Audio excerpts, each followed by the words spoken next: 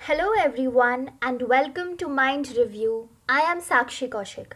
तो आज की जो वीडियो है that is a topic of social psychology. इस टॉपिक का नाम है ह्यूरिस्टिक्स। तो ह्यूरिस्टिक्स एक बहुत ही फेमस और एक बहुत ही ज़्यादा इम्पॉर्टेंट टॉपिक है सोशल साइकोलॉजी का, जो आप लोगों को ज़रूर पता होना चाहिए। सोशल साइकोलॉजी के पहले भी मैंने काफ़ी सारे वीडियोस अपलोड किए हैं। I have created a complete playlist of social psychology videos. उस प्लेलिस्ट का लिंक मैं नीचे डिस्क्रिप्शन बॉक्स में लीव कर दूंगी। Make sure you check out that playlist and आप उसकी जो बाकी की वीडियोस हैं सोशल साइकोलॉजी से रिलेटेड वो भी देख लें। So before starting with this video आप सब्सक्राइब ज़रूर कर दीजिएगा ताकि जैसे ही मैं नई वीडियो अपलोड करूँ आपको नोटिफिकेशन आ जाए। So let us get started with heuristics. Now today's presentation. आज की पीपीटी में हम क्या क्या पॉइंट्स कवर करने वाले हैं ज़रा देख लेते हैं। We will begin by understanding what are heuristics. Heuristics आखिरकार होते क्या हैं? Then why do we use heuristics? हमें क्या ज़रूरत पड़ गई heuristic यूज़ करने की? And lastly हम डिस्कस करेंगे types of heuristics की कि different types के heuristics कौन से होते हैं और वो कैसे यूज़ करते हैं. And in all we are going to discuss about 5 types of heuristics जो कि social psychology के perspective से important हैं. So let us get started with understanding what exactly heuristics are. ठीक है, ये जो heuristics की इतनी देर से बात हो रही है, ये heuristics होते क्या हैं? तो जो कि आप अभी अपनी स्क्रीन पे देख रहे हैं वाइट कलर के उसमें फॉन्ट में जो लिखा हुआ है दैट इज़ अ डेफिनेशन. ठीक है, heuristics are simple rule of thumbs of making the complex decisions or drawing inferences in a rapid manner and seemingly effortless manner.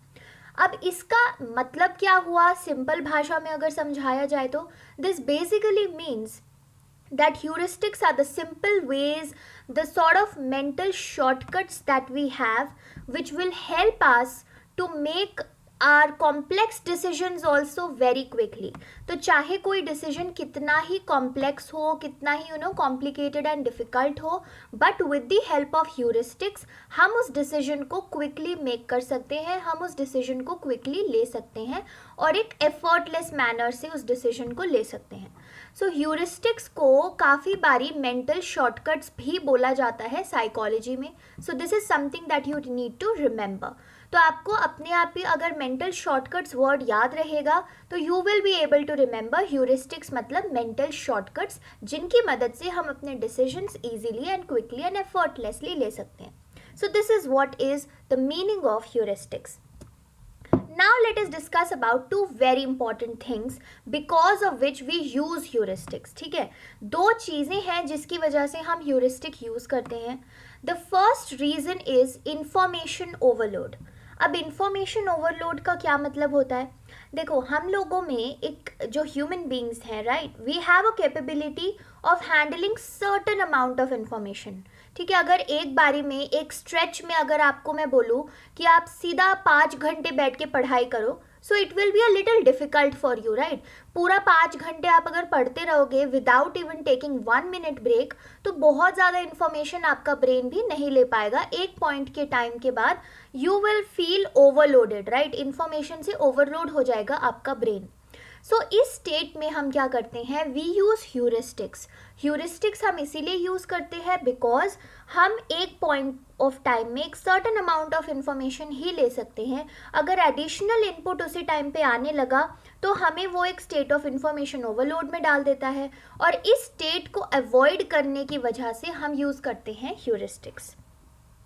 Now the second reason, जो दूसरा reason है हमारा heuristic use करने का, that is conditions of uncertainty.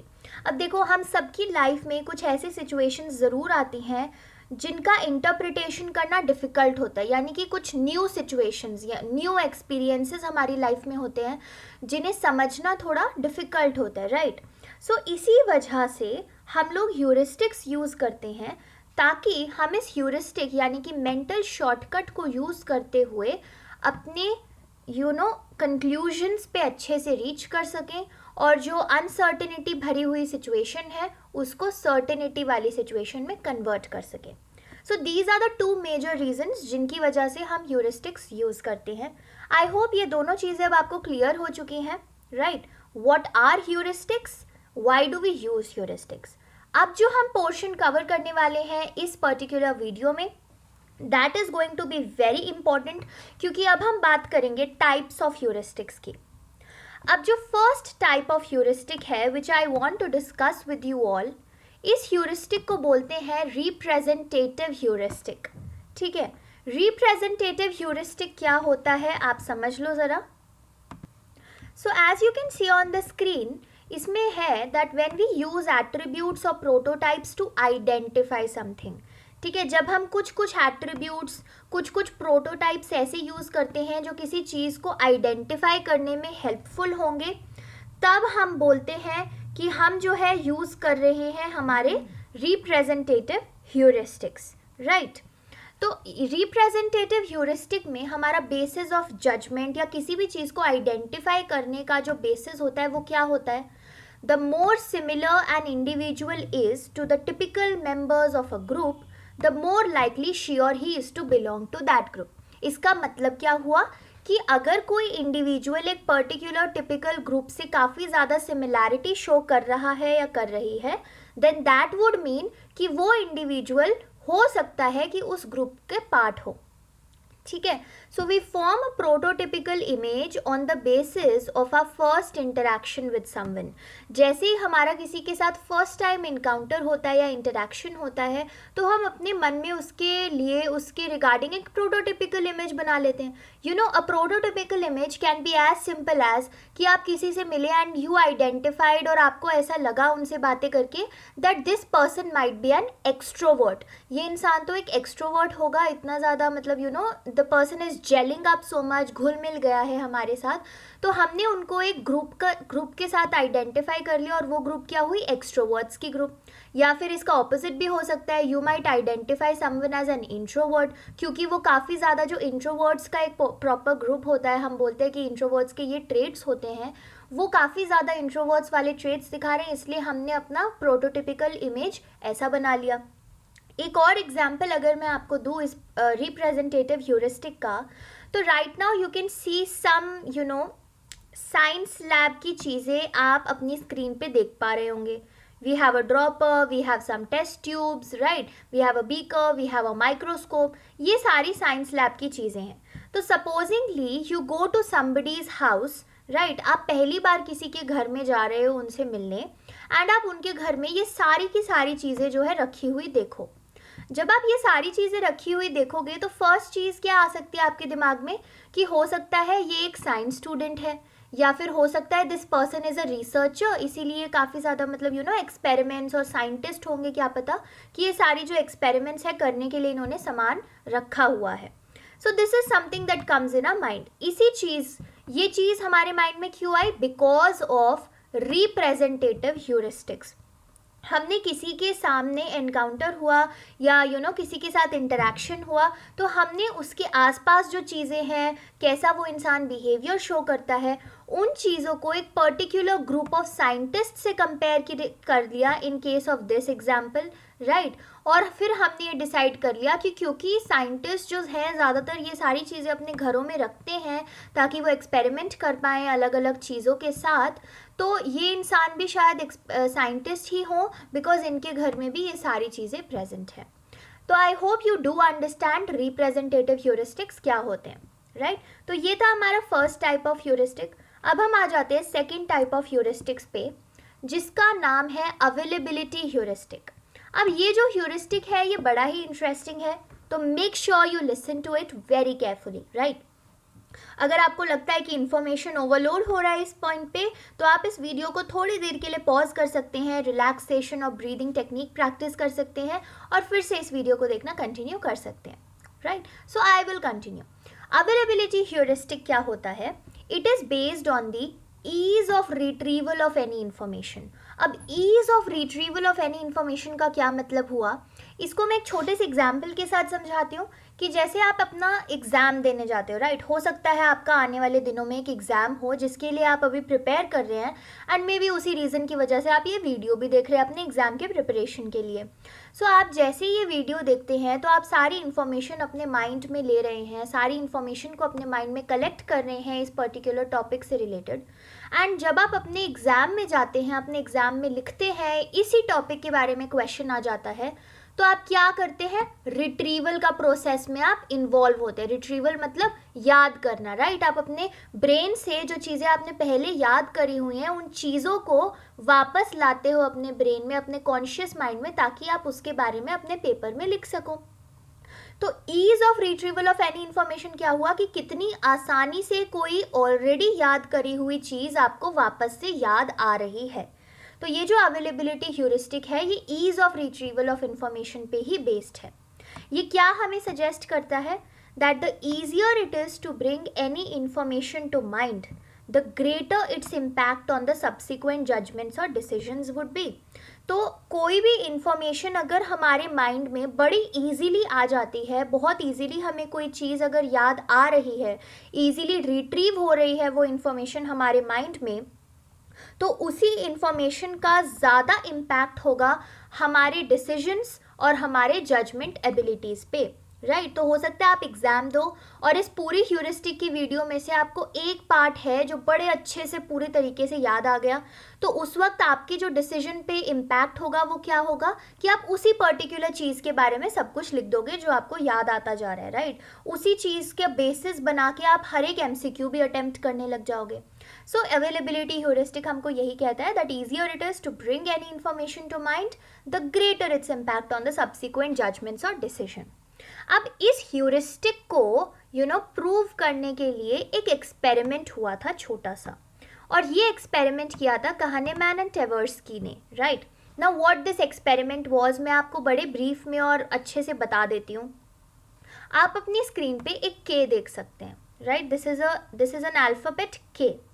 So Kahneman and Tversky ने जो experiment किया था उसमें क्या हो रहा था कि जो पार्टिसिपेंट्स थे इस एक्सपेरिमेंट के, कहनेमैन एंड ट्वेर्स्की ने उन पार्टिसिपेंट्स को बोला that you have to recall words that begin with letter K and you have to recall words that have letter K as their third letter.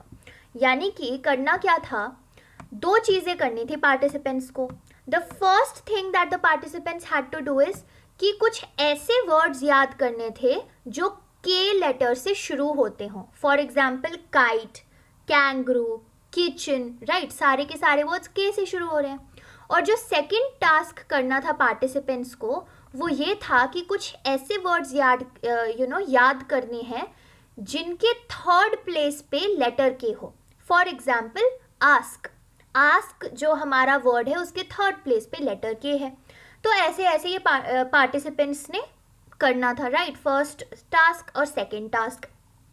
अब इस एक्सपेरिमेंट की फाइंडिंग क्या आई, फाइंडिंग आई दैट जो पार्टिसिपेंट्स थे they were easily able to retrieve those words जिनकी starting letter K से हो रही थी, और जो वर्ड्स की स्टार्टिंग लेटर K से नहीं हो रही थी और जिन वर्ड्स में letter K should be on the third position, उस केसेस में पार्टिसिपेंट्स को कम वर्ड्स याद आए. एंड पार्टिसिपेंट्स इवन सेड कि ऐसे बहुत कम वर्ड्स हैं जिनके थर्ड पोजीशन पे लेटर K हो कंपैरेटिवली जिनकी फर्स्ट पोजीशन पे लेटर K हो. तो अगर ये आप अपने साथ भी करके देखेंगे तो मोस्टली आपको भी वो वर्ड्स ज़्यादा इजीली याद आएंगे जिनके फर्स्ट पोजीशन पे लेटर K है कंपैरेटिव टू जिनके थर्ड पोजीशन पे लेटर K है, राइट. तो ये क्यों हुआ, this happened because of availability heuristic, कि जो इन्फॉर्मेशन आपके माइंड में ईजिली आ सकती है, in case of this experiment आपके माइंड में वो वर्ड्स ईजिली आ सकते थे जो K से शुरू हो रहे हैं, राइट. वो तो आप ईजिली फॉर्म कर सकते हो, काइट हो गया, कैंगरू हो गया, किचन हो गया, डन. बट जो वर्ड्स में थर्ड लेटर पे K हो, थर्ड पोजीशन पे लेटर K होना था, वो अपने माइंड में लाना थोड़ा मुश्किल टास्क था. तो इसीलिए हमने क्या करा, क्या डिसीजन फॉर्म कर लिया पार्टिसिपेंट्स ने कि जिन लेटर्स जिन वर्ड्स में लेटर के फर्स्ट पोजीशन पे आता है वही वर्ड्स ज़्यादा होते हैं और ऐसे बहुत कम वर्ड्स होते हैं जिसमें थर्ड पोजीशन पे लेटर के आए. बट द रियलिटी क्या है कि रियलिटी में जिन वर्ड्स में लेटर के थर्ड पोजीशन पे आता है वो बहुत ज़्यादा है इन कंपैरिजन टू वो वर्ड्स जो फर्स्ट पोजीशन पे आते हैं, right. In fact Kahneman and Tversky ने ये भी बोला था that there are about twice as many words with K in the third place as compare to words with K in the first place. So this is your second heuristic, जिसको हम बोलते हैं availability heuristic. Right. तो I hope आप लोगों को ये वाला ह्यूरिस्टिक भी क्लियरली समझ आ गया हो. सो गाइज, आई बिलीव ये जो वीडियो है ना काफ़ी लंबी हो रही है, आप लोगों का अटेंशन स्पैन इतना नहीं रहेगा. तो आगे आने वाले जो हमारे 3 ह्यूरिस्टिक्स हैं, जैसे कि ये है एंकरिंग एंड एडजस्टमेंट, राइट, और इसके बाद वाला जो हमारा ह्यूरिस्टिक है सिमुलेशन ह्यूरिस्टिक, और फिर उसके बाद हमारा स्टेटस को ह्यूरिस्टिक आता है. तो ये 3 ह्यूरिस्टिक हम आगे आने वाली वीडियो में करेंगे, जो कि होगा ह्यूरिस्टिक्स पार्ट 2. तो ये था पार्ट 1, जिसमें हमने बात की what are heuristics, why are heuristics used, और हमने 2 टाइप्स ऑफ ह्यूरिस्टिक्स की भी बात कर ली, जो कि थे availability heuristic and representative heuristic. जो पार्ट 2 होगा ह्यूरिस्टिक्स का, जिसकी वीडियो मैं जल्द अपलोड कर दूंगी और उसका लिंक नीचे डिस्क्रिप्शन बॉक्स में भी डाल दूंगी. Make sure you also watch that. उस वीडियो में हम डिस्कस करेंगे anchoring and adjustment heuristic, simulation heuristic and status quo heuristic. Right. Till then, thank you so much for watching this one. Do subscribe to the channel guys. Make sure आप channel को subscribe करें ताकि आपको psychology lectures की सारी series मिल जाए. इसको अपने फ्रेंड्स के साथ शेयर कीजिए जो साइकोलॉजी पढ़ रहे हैं या साइकोलॉजी पढ़ने में इंटरेस्टेड है. And do like this video, leave your comments. I will be waiting कि आपको ये वीडियो कैसी लगी, एंड आपको कोई डाउट्स है तो do leave them down below. Thank you so much. Have a good day. Subscribe to my channel and bye bye.